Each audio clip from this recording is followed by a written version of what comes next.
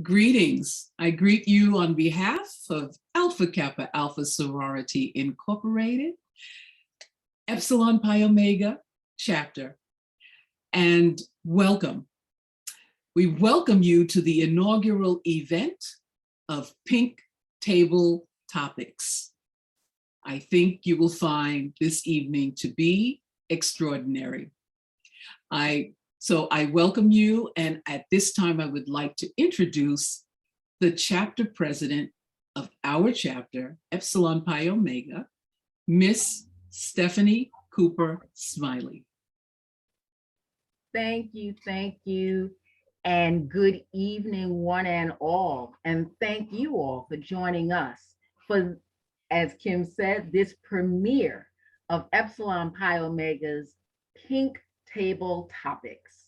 On behalf of our chapter of Alpha Kappa Alpha, we are delighted that you have decided to spend just a little time with us here this evening to hear this important information about women's health. It's hard to believe that there was a time in history when just talking about women's health, menstruation, pregnancy, menopause was not even allowed in polite society. The words couldn't be mentioned on TV. But thankfully, those days are gone, and we now have access to frank and open discussions that are helpful to our lives as women. So I want to thank our panelists in advance for being here, and we're looking forward to hearing about these important issues: maternal morbidity, menopause, and postpartum depression. So thank you all once again for being here with us tonight. And for now, let me throw it back to you, my sister Kim. Thank you so much, Madam President. And again, we are happy to have you here this evening, and most appreciative to just say a welcome to our new partner at New York Presbyterian, Miss Andrea Bland. Hi, guys. Thank you so much. The pleasure is all mine. I'm so excited to hear the wonderful talk that Dr. Cummings and Dr. McDougale have for us. This is the beginning of many. So thank you so much for having us, and I'll throw it back to Kim. Thank you so much, Andrea. And at this time, we're now going to move you right to the main event of why we are here. And as our chapter president, Ms. Cooper Smiley, stated, we do know that it's an exciting time for us to be able to talk about and learn about issues that are important and meaningful to us. Because if we don't have our health, what do we really have? So we hope that you will, as we present this is our community service project. It is for all of us to take as needed. And without further ado, I am going to introduce our chapter chairperson of the Women's Wellness and Health Committee, Miss Sharice Harris. Good evening, everybody. Thank you for joining us again. As was already stated, we are very excited to have you guys here with us and be able to talk about these topics that are very dear to my heart as being a postpartum survivor myself.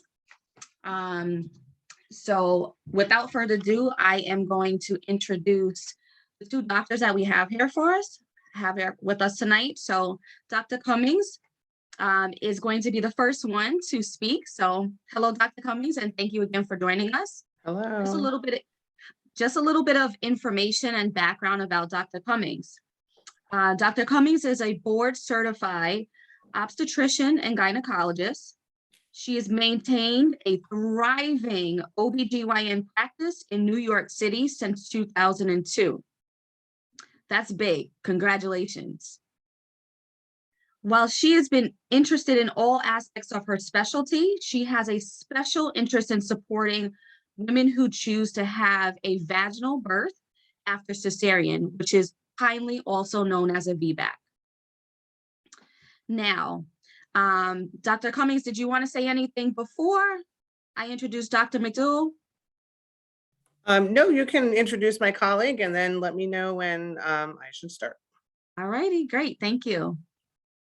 Dr. McDougale is also with us.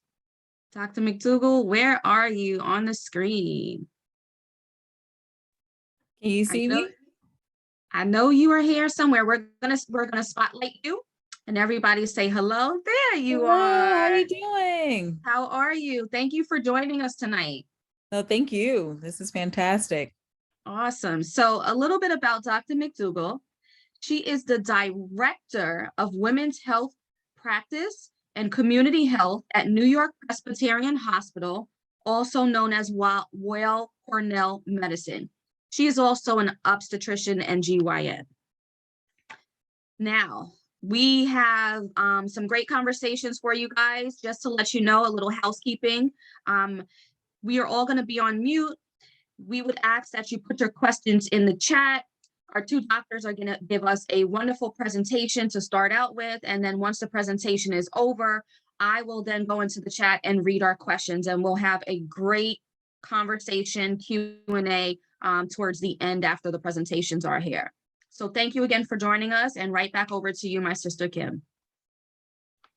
Thank you kindly. I think we are ready for our presentation.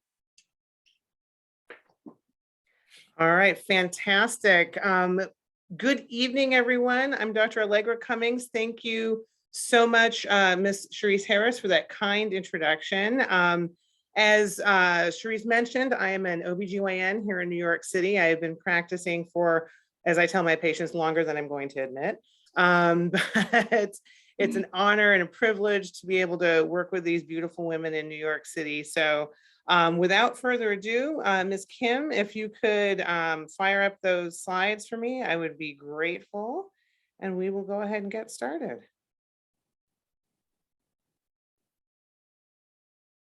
So good evening, everyone. I have three topics I'm going to cover tonight. I have nothing to disclose. I have no financial interests in any of the topics I'm covering. We're going to speak first about increased maternal mortality in Black women from the perspective of a general OBGYN. Next slide. And like I said, I have no disclosures. Next slide. So we are going to break this bit of the talk into three brief sections. We're going to look at the data, and we're going to see what are some of these causes. Why do we suffer more from maternal mortality in the United States? And we've got to come up with solutions. So we're going to talk about some solutions that are out there in the world and see if we can't fix this for our beautiful community. Next slide. So the data, and we'll take the next one. And the great Ida B. Wells said, the way to right wrongs is to turn the light of truth upon them. Next slide. So the unfortunate truth with maternal morbidity, as far as it goes with Black women, is that numbers are not getting better, they are getting worse. And maternal mortality in the United States is actually getting worse. And it's doubled in the last 20 years, which is a kind of a crazy thought. We're the only developed country with this issue, and the Dominican Republic is the only other country where maternal mortality is actually also getting worse. For most people, it's getting better. The United States ranks 60th in the world in maternal survival after childbirth. Next slide. Really quickly, I'm not going to kill you guys with med school stuff. I'm just going to briefly mention that PRMR is pregnancy-related mortality ratio, and I mentioned this number a few times. This is the number of maternal deaths per 100,000 live births, and the rest of we're just going to kind of gloss over the rest of the abbreviations. I'll take the next slide. So the CDC has a collection of data that is the basis for a lot of this portion of the talk.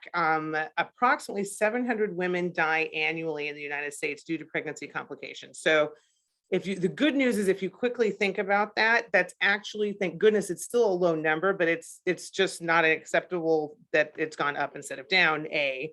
B, it's also not acceptable that Black women have over 3 times the mortality in childbirth than white women do. The pregnancy-related mortality ratio has increased from 1987 to 2017 from 7 in 100,000 to over 17 in 100,000. Next slide. And this slide basically tells the whole story, unfortunately. So the big red column is the depiction of the maternal mortality ratio for Black women. The American Indian, Alaskan Natives also have an elevated mortality ratio. And then the smaller Asian, white, and Hispanic are kind of equal on the other side. So clearly this is disparate and it cannot stand. We've got to do something. Next slide.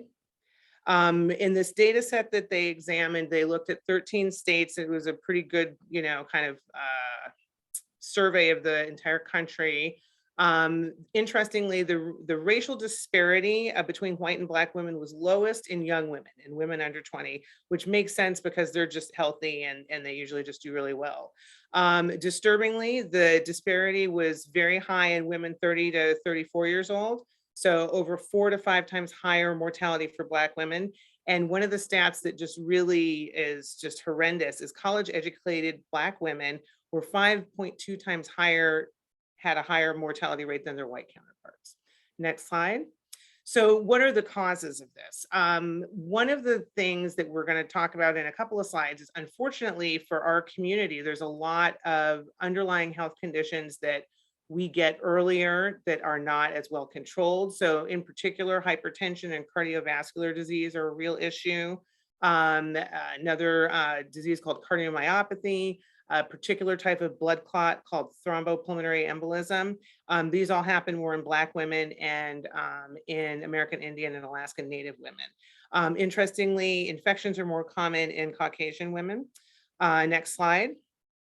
And this is another graph. It's a little busy, but it kind of depicts the fact that the cardiovascular conditions in red, the 15.5, it's a large contributor to the mortality and morbidity for women of color. We can go ahead and go to the next slide because, like I said, this isn't med school. We're not gonna kill you guys. There's no test at the end. So why is this happening? Next slide. Again, we mentioned chronic disease. So in our community, unfortunately, there is a higher incidence of chronic disease. It occurs to us when we are younger and it is less well controlled. Black folks, we are unfortunately 2 times more likely to die of heart disease. And even at the ages of 30 to 64, there's a 50% higher incidence of hypertension. So in this, I'll take the next slide. Kim, I'll take the next slide. Yes, thank you. So in this graph here, the top 2 columns are 18 to 34, Black and white, and this is all population. This is men and women.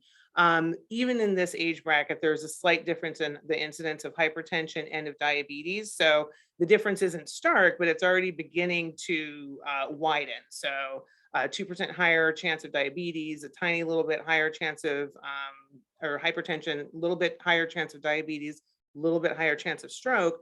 But disturbingly, when you get to the next age bracket, and they don't break it down from 35 to 49, when we're talking about maternal mortality, we usually are 30s to 40s, but already in this age bracket, there's a lot more hypertension in Black folks. There's twice the amount of diabetes and twice the amount of stroke. So we'll take the next slide. And the other thing that is unfortunate and disturbing, and I think that we all know this, is that Black women are more likely to get worse care.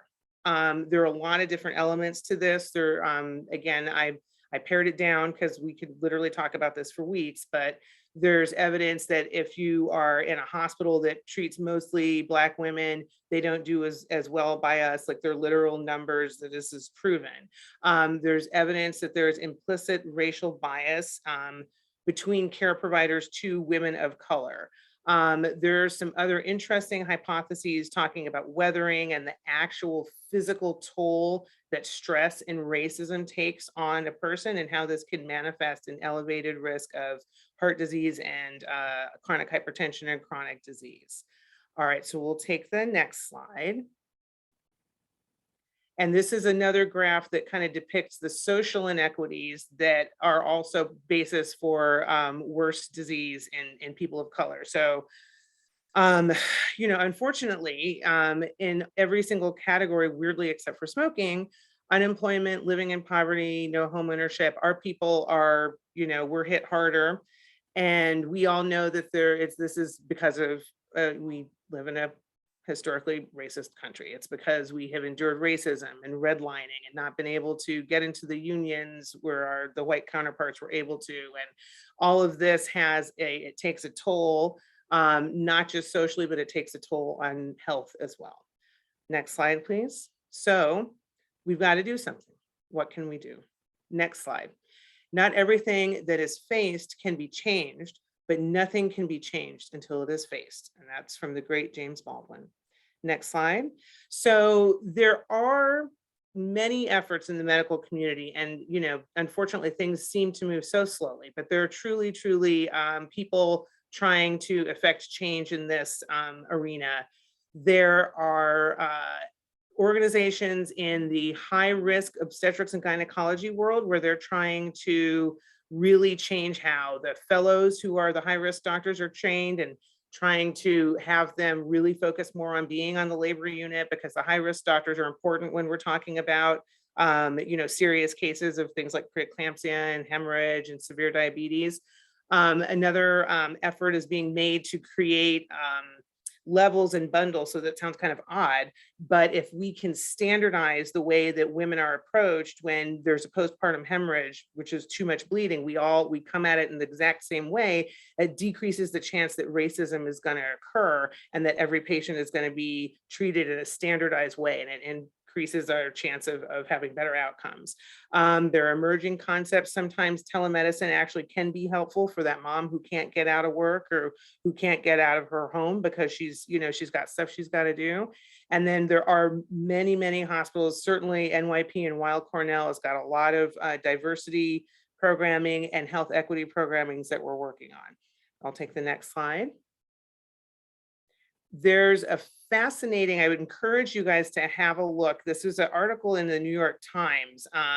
So there's a Dr. Erica Cahill, who is actually out in California, and a woman named Erica Chidi, who is a doula and a maternal support genius guru woman.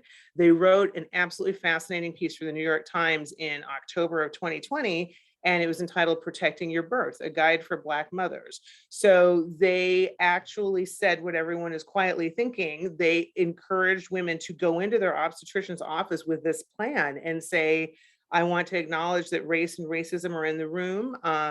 They encourage the patient to go and ask her doctor to help her make a plan to prevent racism from impacting her pregnancy and her labor and her postpartum. So it is absolutely brilliant. I would encourage all of you to look that article up in the Times. It's very, very good. So this is, one of many efforts that's being taken. I'll take the next slide.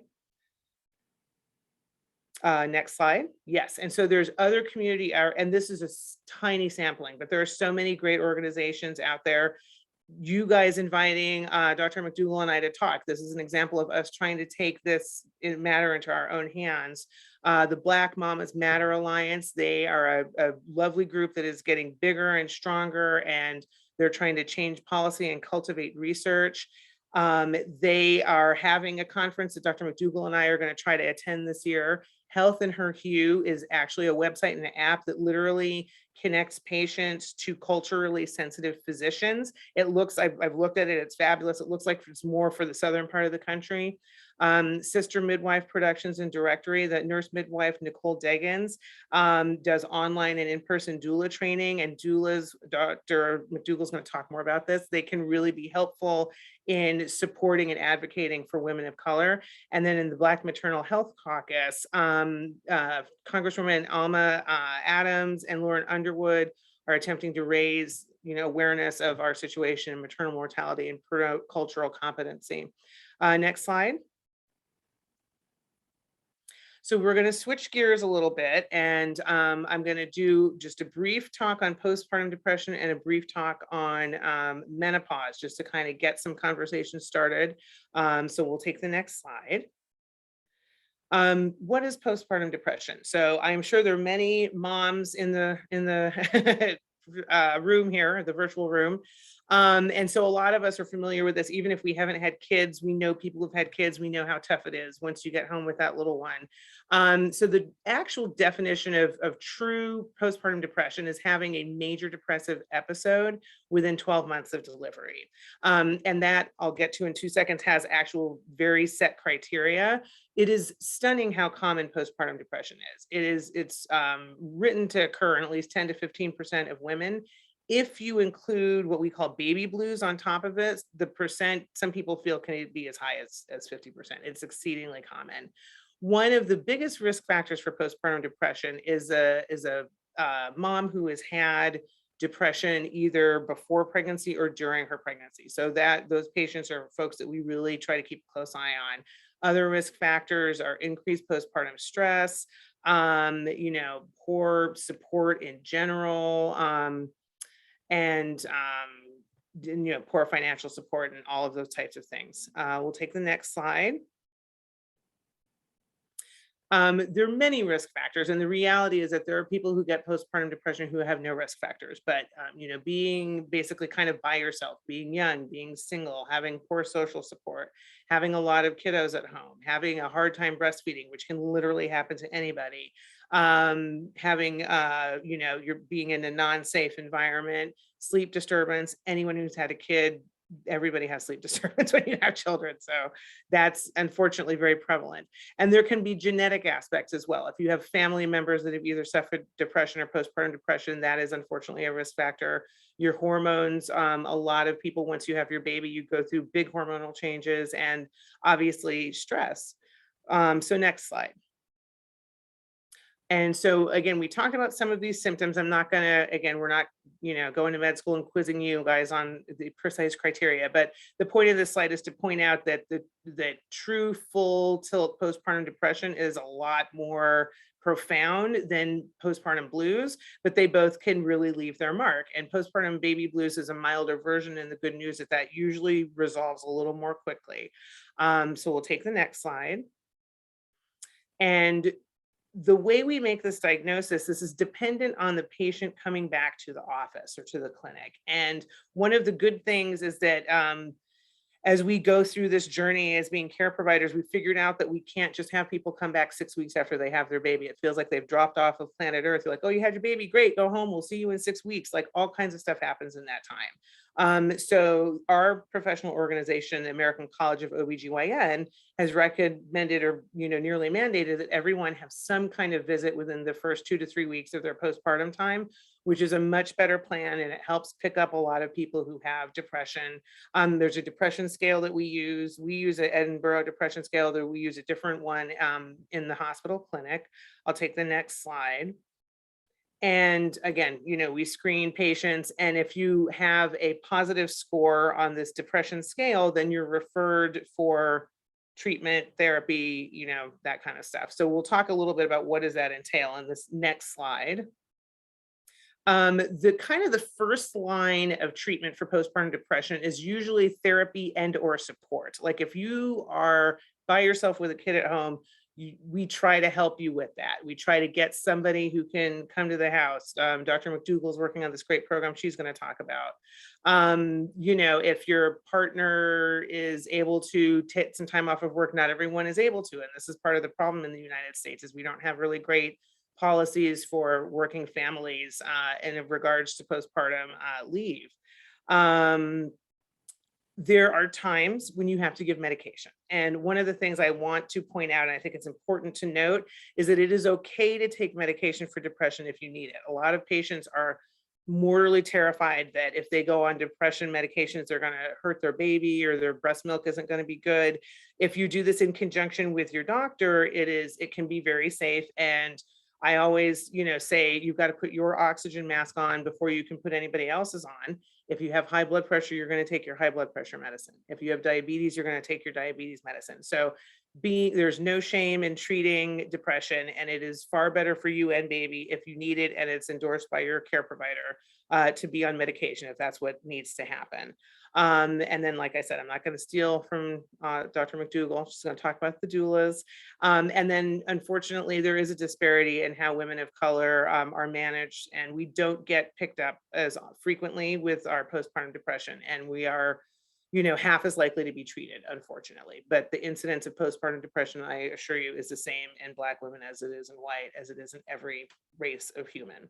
Next slide. Dr. McDougale is going to talk about these awesome programs. So I'll take the next slide. And we are going to really briefly touch on menopause.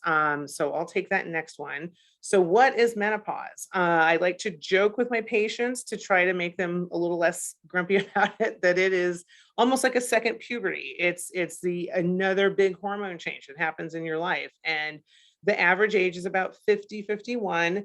The range of time where it can occur, that was very wide. And what I find a lot of times is people sometimes are blindsided when they have menopause in their mid 40s because they're not anticipating that, but it can be actually a normal thing to have your menopause in your mid 40s. And some people don't go through it until they're in their mid 50s. The most famous, I know we have all, if you haven't been there, you've at least witnessed somebody like a friend or a mom or a colleague who all out of nowhere, is it hot, ladies? I'm really burning up. And everyone in the room is going, it's not hot in here. So hot flashes are one of the most famous things. And we joke about it, but they can be really terrible. They can be very debilitating, and they make people feel very self-conscious, and it can just be very interrupting in your life. As well, people get very irregular menses, or a lot of them, you will start skipping is what usually happens to people. Some people get their periods more frequently. Sleep disturbance, mood disturbance, vaginal dryness is something that does occur, that usually occurs a little bit later. And the average person going through menopause is going to have several years of these symptoms, and I call it the perimenopause journey. So we'll take the next slide. Now here's something that's interesting. A lot of patients come in and they say, well, I would like to have the test for menopause. And what is confusing to a lot of people is that there is no one test. There are certainly blood tests that we can draw, but hormones are tricky, and they have a very volatile up and down nature. So getting one blood test is not necessarily going to let us know for sure that you're in the menopause. The best indicator is to truly sit down and talk to your patient and find out what are they going through, how long have they been going through this. Sometimes you actually mimic your mom or your sisters. Oftentimes there's a little bit of a family resemblance when it comes to when menopause occurs. So like I said, labs can be helpful, but they are definitely not, the first go-to. How do we treat menopause? It is an excellent question, because it's definitely evolved over the past 25 years or so. And what I usually tell my patients is I talk to them first and see how they're feeling. And we try first with supportive stuff. And it sounds silly, but this is where my patients will joke, like, I've got the air conditioner in the window and it's April, and my partner's got 5 quilts and I've got like a sheet, so sometimes you just get to control your environment, and that's what's going to happen. And that's how you do it, cool compress, little fan at your desk. Sometimes these small measures can really help people. Another interesting fact is that exercise actually has been shown in studies to help minimize particularly the hot flash aspect of the menopausal symptoms. And the thinking is that because you're exercising, you're elevating your pulse, you're sweating, you're almost kind of inuring your body to these symptoms, so that when you have the hot flashes, they just don't feel as bad. And it's good for you. So that's something that can be a useful thing. There are many alternative treatments, and it's always a little bit tricky as a physician because most of these things are not studied well.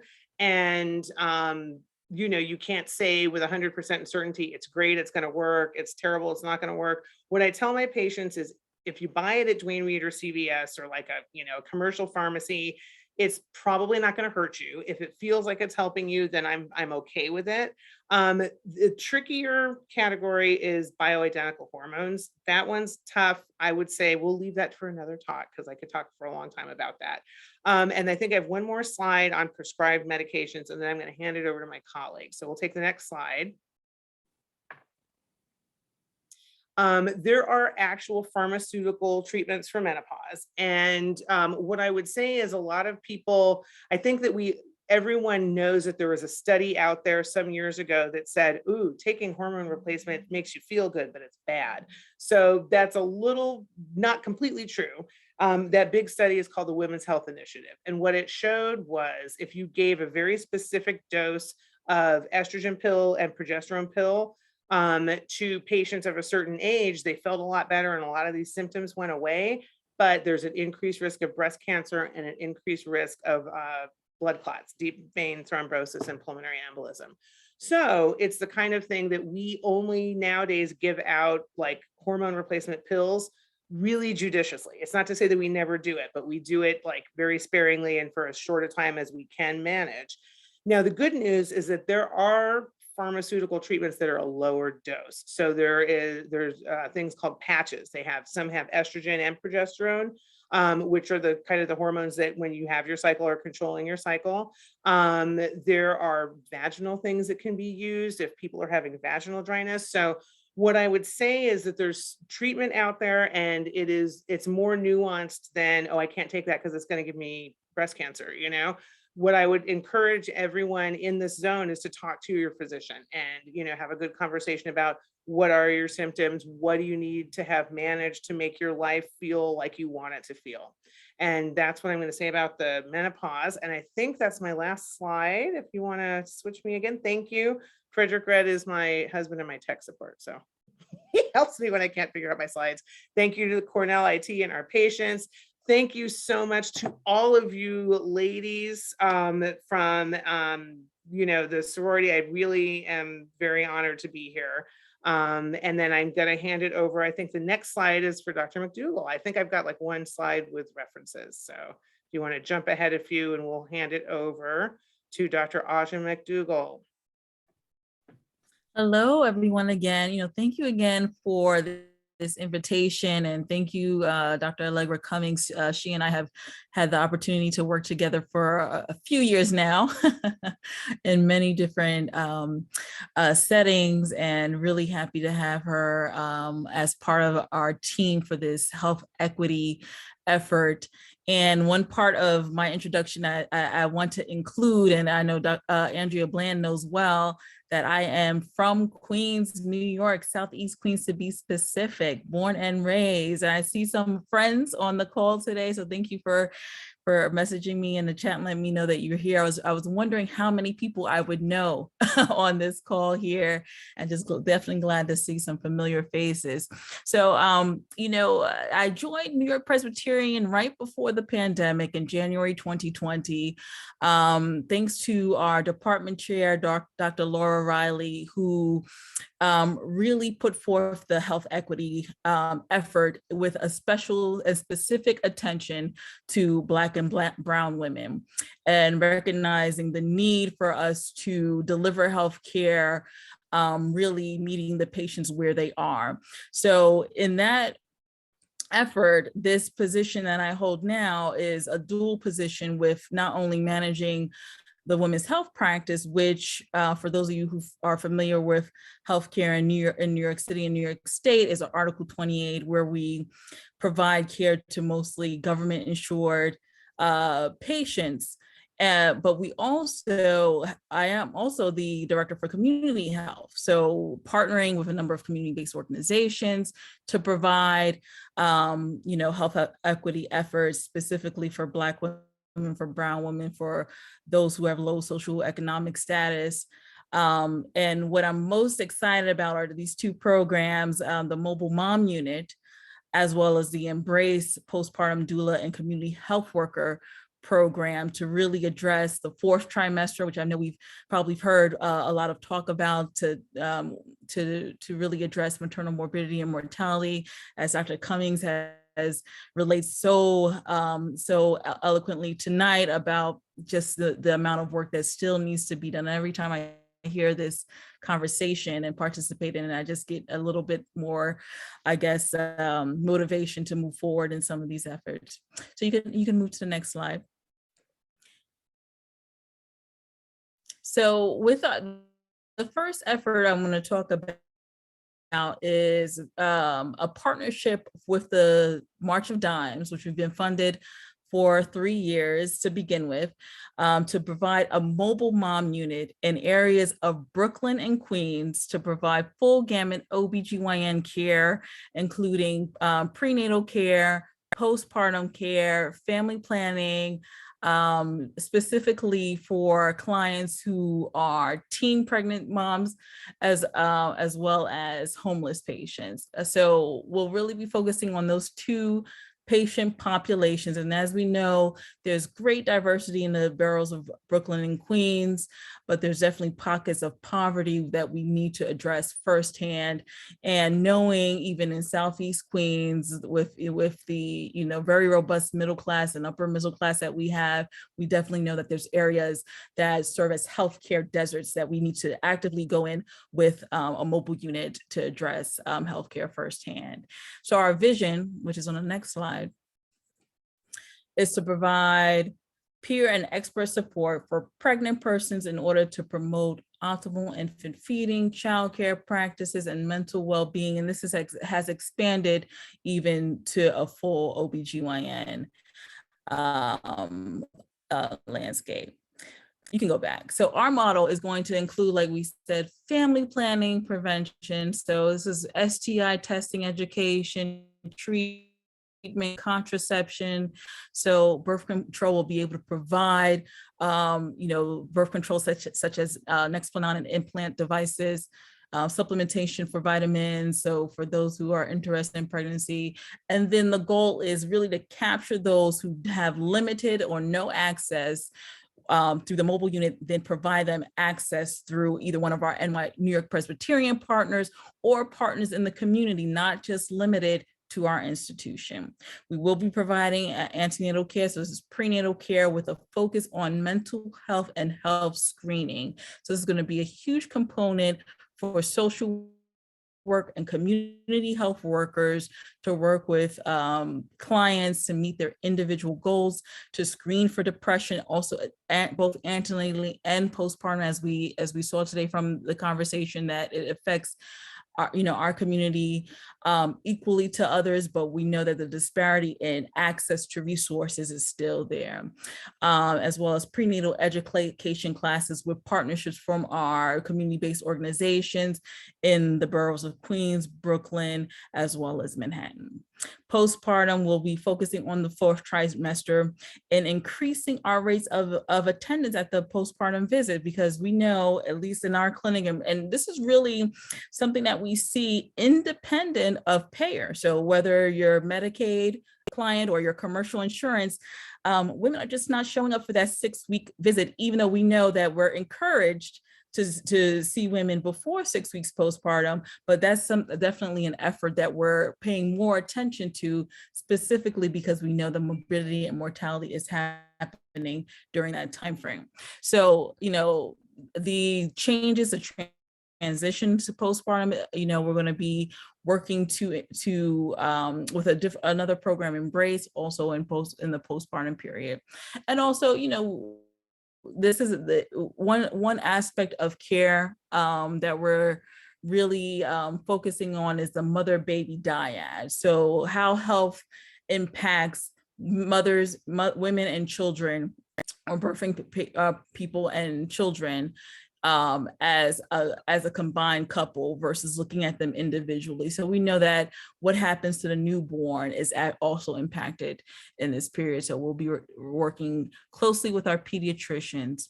And we also have something called SDOH screening. So what's SDOH? SDOH stands for Social Determinants of Health. And in our research about what are some of the main things that we can do to impact individuals' ability to achieve wellness is addressing their everyday lived experiences. So what are those? Your race and ethnicity. We know that, for Black women, that's universally an impact regardless of your socioeconomic status or your education level, is whether you live close, how far away, or your transportation ability to get to healthcare, your food and housing stability, childcare. So everyday lived experiences that may provide either a barrier or actually support your ability to attain wellness. So we'll be working with our community health workers and social workers to screen and develop individualized care plans for patients, specifically around their social determinants of health. Next slide. So the areas that I know well, Jamaica and St. Albans is as diverse as it is, with many of our historic districts, and that is Lake Park. And we know we have a very rich middle class, but there is still work to be done in many areas of Southeast Queens, where we're looking at the numbers compared to the citywide numbers. So next slide. If we look at infant mortality and entrance to or late entrance into prenatal care or no prenatal care, there is still a difference in Jamaica, St. Albans area, Southeast Queens area, compared to the New York City baseline. So this is why we have chosen, based on the data, to focus our efforts specifically in Southeast Queens. Next slide. Again, for preterm birth, low birth weight, we're seeing similar increase rates. So Embrace, this is the second community health effort that we'll be launching this year. We've already started a soft launch. This is where Dr. Cummings was mentioning our postpartum doula programming. What's so exciting about this program is that I know there's been a lot of talk in the media over the past several years about doulas, and doulas have been proven. And for those of you who are not familiar with what a doula is a specially trained peer support specifically to help women through the transition, either before pregnancy, during the pregnancy, so actually on labor and delivery, help supporting and providing, a voice and a patient advocate for patients. And also community doulas provide direct one-to-one sessions, peer support sessions with patients in the postpartum period. So we're going to be using community doulas over the virtual platform, so a Zoom call such as this, to connect with women on a weekly basis each week after they deliver. So this is providing direct one-to-one support, parenting support, postpartum depression screening, and also identification of healthcare outcomes. So any adverse outcomes and ability to go to the hospital and connect with the doctor before the bad things, the maternal morbidity happens. So Embrace is empowering mothers' birth rights through advocacy, community, and education. Next slide. So our vision, again, is peer-to-peer support. And what's so exciting, we have several community-based organizations that we're working with in the boroughs of Brooklyn with Caribbean Women's Association, also in Manhattan of North Manhattan Perinatal Partnership, who will also be able to provide services to patients who are in Queens, which is, that's definitely something very important to me, to provide these 6-week individual sessions with postpartum doulas, as well as a community health worker program. So remember, we talked about the social determinants of health. As part of this program, women or birthing people will be able to connect with the community health worker as early as their first prenatal care visit and go through a full assessment to identify their own specific goals and meet the needs of their independent social determinants of health. And remember, my practice are all patients who are government insured or uninsured patients. So this is really a huge benefit, and we've been funded for over 300 patients to be able to participate in this program, and we hope to expand to more in the future. And next slide. So this is just, we began some of the work already in Brooklyn with Caribbean Women's Association, out of the areas of Crown Heights, Bed-Stuy, Flatbush, Brownsville. We also have a presence in East New York, and we will be also expanding to areas in Queens. over the next 18 months. So very exciting programs. What's really important is that with these programs rolling out, we will have opportunity to hire. So one thing I really wanted to make sure that with Andrea Bland, that we have representation from the communities that we serve. So it was really, I was very excited to present to this particular group of college educated women. So if you do know people who are interested in working in public health, healthcare, we will be hiring advanced level providers such as nurse practitioners, midwives, nurses, social workers, and community health workers, as well as doulas. So thank you so much. Just, sharing a little bit of our equity slice that we'll be providing soon, and very, very thankful that we'll be able to provide to an area that I'm very passionate about.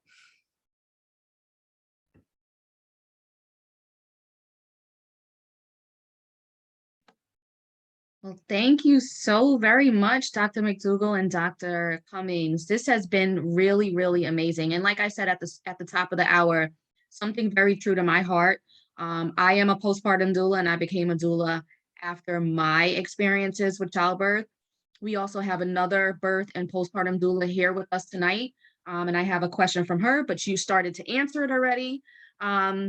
So I am going to go through some questions right now. We have some great questions. This has been an amazing, amazing conversation, and let's really continue getting the conversation going. So the first question for you guys is, how have you personally experienced racism affecting labor in Black women in the healthcare setting with your patients? Oh, that's I'll jump in. I just like having patients who I've known for, their whole pregnancy, and, I'm coming into the room to take care of them, and I'm like, oh, hey, how are you, Miss X? Yay, great. I'm so excited. And then coming out and having, one of the other care providers or the nurse say, oh, I don't know, there's something, she's not nice. There's something wrong with her attitude, and like, or having, people go to see my patient and, they don't report to me like she's been complaining of pain. They didn't give her pain medicine. And I'm like, why didn't you treat her pain? Like, are you crazy? Like, she needs Motrin. She needs a CAT scan because so you see it not only to your patients, and unfortunately, sometimes we receive it ourselves. I've gone into rooms countless times and had the people look at my ID and look at my face and look at my ID and look at my face. Like, they can't reconcile the fact that this brown woman has marched into the room and said, I'm Dr. Cummings, So it's a very frustrating thing. And I think that that's part of, Auja, I know you could speak to this as well. I probably, it's one of those things when you're a patient yourself, and I've had, experiences myself, even, being an OBGYN and needing to advocate for things that I knew was the right thing, that wasn't quite happening, that I would usually do for my patients. So, without going into too much detail, but I think it's definitely there, right? And it's this unseen, unspoken thing. And what I'm so proud of, I don't know if you all have had a chance to even see what our department, the representation that we have with our department chair, our head of labor and delivery. It's just amazing. We have Black women, women of color and representation in this institution, and it's so important that we have that. And I see now the things that just by being present, by emphasizing Queens and Brooklyn, and the need to really reach out to the so-called outer boroughs, but knowing that we are all here, from those neighborhoods, and that although we have this ability, this education, etc., there's still so much work to be done. There's so many instances, and examples of the injustice. But that's why I think, as we continue to talk, as we continue to make efforts such as doulas and all the programmings and additional people to be voices for Black women, things are starting to change, and I think with that's why it's so important to have representation from our communities as part of the Absolutely. plan. Absolutely. So we have 10 more minutes and I want to get through all the questions that we have. So the next question is, up to what age can menopause last? That's a great question. I think menopause, what I would say is that it's different for everybody. Usually the symptoms, it takes several years. Sometimes for people, it can be 2-3 years or the bulk of the symptoms. We consider you quote unquote postmenopausal once it has been a full year since you have had a period. And then you can get some kind of complicated weird stuff that happens if you bleed after that. But it is true that some people will still have hot flashes after that. And that for the majority of people is wrapped up within a year, 2 years, 3 years. But there's a small percentage of people, like somewhere between like 1 and 5% of people who will have them beyond like 5 years. And that's an annoying fact of life. So you can have symptoms for quite a while, unfortunately. Thank you. Next question. Is there a correlation between when you get your period and when you are going to experience menopause? For example, if you get your period at age 9, will you experience menopause earlier versus later? That's a good, I mean, I usually tell my patients it's not exactly, because I think sometimes people almost feel like if I got my period early, then perhaps I've used up my periods and I'll go into menopause early. It doesn't necessarily work that way.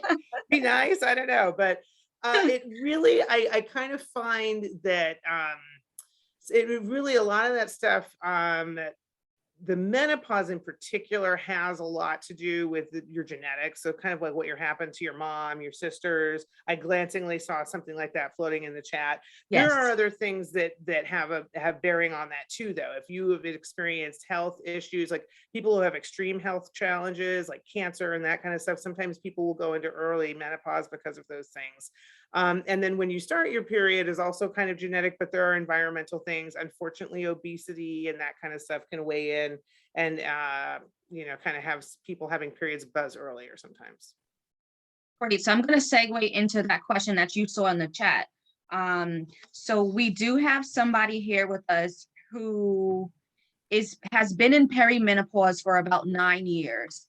Her doctor told her that she should talk to her mom and her sisters, and she wants to know if that is accurate. Her mom and her siblings have already had hysterectomies. So if you can give a little guidance on that. So it sounds like it could be, and sometimes it's a little hard to know without kind of getting all the details. But what I would say is we certainly, while our family history can give you some indication, it doesn't always tell the complete story. And I would say that 9 years of perimenopause, I mean, I'm guessing that there's irregular periods and some symptoms. You might want to, there would be other things that I would check. I would check other hormones. I would check, you want to see if there's some other things. Some people have fibroids and they have bleeding, or there's other things that can, it sounds like that could be a little bit more complicated than just perimenopause. That's probably, I don't know if you've got, Auja, if you agree. Sorry, my internet is going in and out. Can you hear me okay? Yeah. Yeah, I agree with you. It's multifactorial, but usually what happened with your mom, your aunts is kind of a soft indication of what may, happen to you during menopause. Great. All right. So we have just a few more questions. Next question, is E-string an oral treatment for menopause? So no, E-string is actually a vaginal ring. So it sounds a little kooky, and I have a great time trying to talk people into some of these treatments, but it is literally like a little hair rubber band almost. And the E-string has estrogen in it. It goes in the vagina. It's mostly a treatment for dryness in the vagina due to the menopause. It has a little more hormone than some of the other vaginal treatments. So there are cases sometimes where you kind of have to watch patients for bleeding, and we sometimes treat them. Like if you still have your uterus, some of these treatments can cause you to, can stimulate the uterus. And so sometimes you have to do stuff about that. But it is a vaginal treatment, very effective for vaginal dryness in the menopause, but it needs some monitoring and observation with your doctor. Thank you. Next question, how can we combat maternal morbidity? rate, specifically in NYC, where it's reported that Black mothers die at 12 times the rate of white mothers? So that is literally yes, that is the question. And that is, I think that what Dr. McDougale and I are trying to do, and our department, our chair, there's so many different ways to come after this. I think that we have to take pieces from everything that we talked about tonight. I think we have to help our patients advocate for themselves. I think that we have to, as healthcare providers, make sure that not just us, but the other people in our departments are treating women of color fairly. I think that we need to reach out in those communities. And again, Dr. McDougale, this is what you guys are doing. So I'll let you finish the rest of this, like how we get out into the community and help people. Yeah, it's so much, right? The many centuries of systemic racism that led to this disparity in the first place. So we're doing our bits and pieces by, I think, having the conversations, recognizing the need to be a voice for and support for Black women, and also to empower ourselves, of course, to advocate for ourselves. But it's really our burden, I think, and I say our from the healthcare profession, to do the work. And I think, with these programming, going back to the community itself, recognizing the void there, that we need to really provide the same level of excellent care that's in the Upper East Side, for example, to Southeast Queens and to the neighborhoods where Black women are. So I think it's really getting to the neighborhood and going back to the communities that are affected. With us all joining in together, how can one volunteer for the programs and the initiatives that you guys are putting out? Yes. Yes, absolutely. You can volunteer, but remember, these are also going to be paid positions. So we want you to provide gainful employment, but we definitely will be needing a full team of help to roll out some of these programs. We anticipate a rollout for the mobile mom unit later this year, around September, October. So we'll probably reach out again with another public health announcement. And we are also working with the Department of Health to actually locate where's the best locations to provide the services. With Embrace, we're already starting to enroll clients into the program. If you are, I did see also some questions about doulas, and if you are a community health worker, we also need patient care, a referral coordinator. So we need a full team of help to maybe Andrea provide a contact information. I think it might be helpful.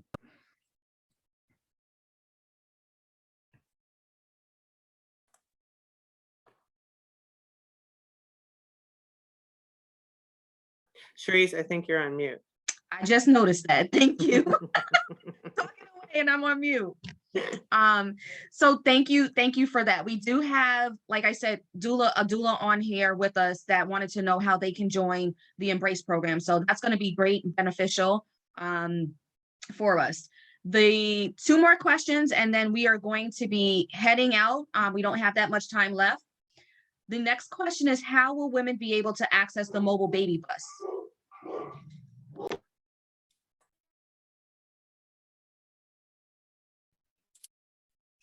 Sorry,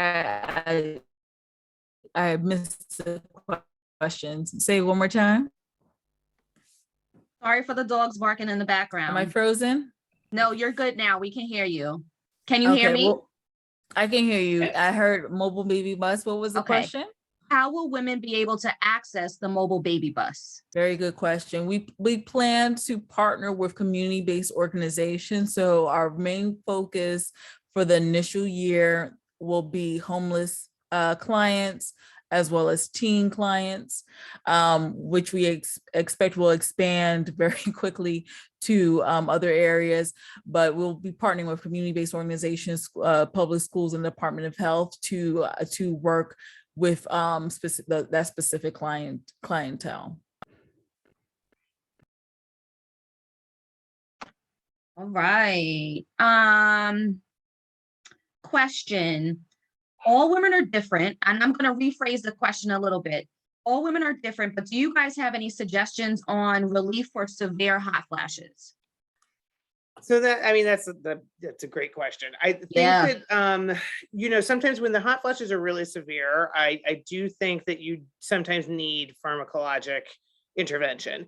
I do have a lot of patients who try some of the herbal things over the counter, you know, like the plant estrogens. And I warn people, I say, make sure it's made by like a company, not like the guy down the block who's putting stuff in a, you know, you're not really sure what it is.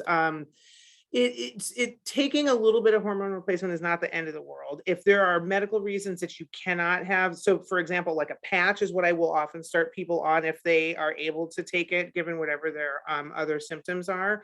There are some non-hormonal medications that can be used that are work specifically on the kind of what we call the vasovagal, and I mean the hot and the cold. There are non-hormonal medications there that work as well. So there are treatments, and you know, certainly I know that Kim and Andrea can, you know, if we need to connect, you know, if somebody wants to come and see Dr. McDougale or myself, we can definitely connect offline. But there are definitely medications, treatments, even if you've got medical conditions that mean you can't have hormones, there are other things that can be done.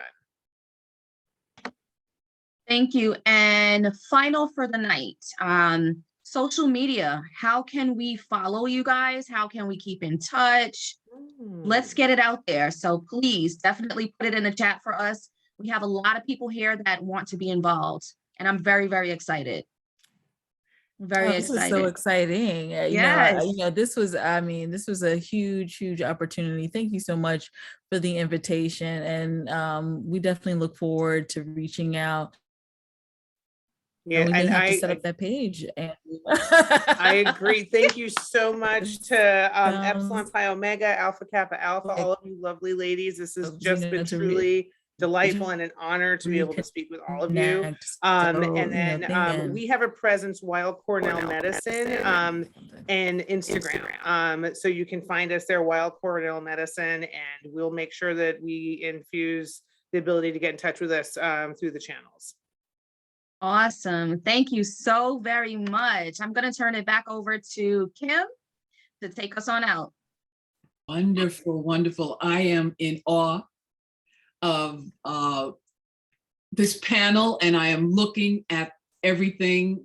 All of the comments in the chat are basically, I mean, you can see them for yourself. I won't read them to you, but everybody is so appreciative. This was obviously something that was a thirst that was needed in our community. And it's something, and when I say our community, I am talking about Southeast Queens, but I am also talking more broadly than that, because I see that there are people on here who live in other states who are attending tonight. This event is being recorded, and we will be sharing the link. So it will hopefully even go out even further. So yes, absolutely, this is a part of our community service for our Queens community. However, we also understand how broad this subject is, these topics are for women of color, because there were certainly things that I learned here this evening, and I'm so happy that we had the opportunity to hear you unpack all of the issues, some of the issues around racism and healthcare deserts. I'd never thought about this part of Queens as being a part of a healthcare desert, or maybe many of the communities that we are in. We are united in our vision to erase health disparities in our communities, wherever our communities may exist.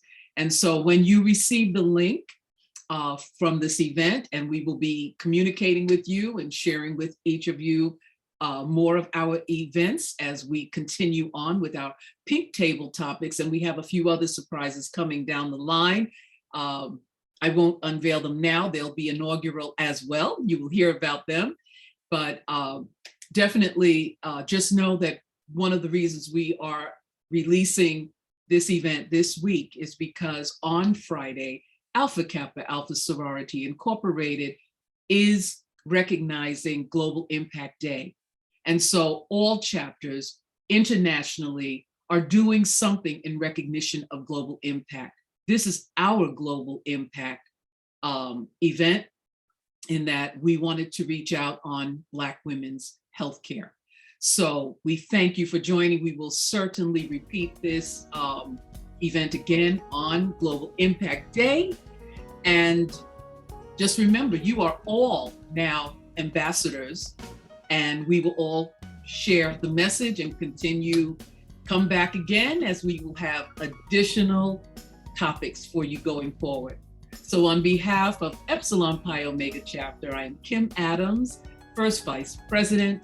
I thank you all for taking our help so seriously. I thank our presenters, Dr. Allegra Cummings and Dr. Auja McDougale. And thank you to our partner, Andrea Bland, all a part of New York Presbyterian. We thank you all for your expertise and for being with us this evening. Thank you, thank you, thank you. And good night, everyone.